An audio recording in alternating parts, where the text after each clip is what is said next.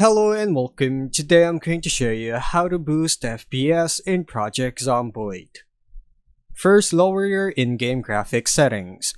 In the game menu, go to Options, then under Display, reduce texture quality, lighting quality, shadows, and turn off VSync to reduce workload on your GPU. Lowering resolution also improves FPS. Turn off heavy visual effects like blood decals, lowering fog quality, and reflections. These effects can drain performance, especially in crowded areas.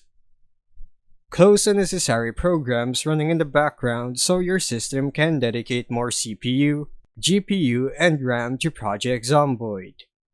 Updated graphics drivers also ensure your GPU is running efficiently with the latest optimizations. Finally, use performance-focused mods, like Sets Better FPS, to reduce render distance and cap or uncap FPS options. You can find this in Project Zomboid's Steam Workshop page. This can significantly improve FPS on both low-end and high-end PCs.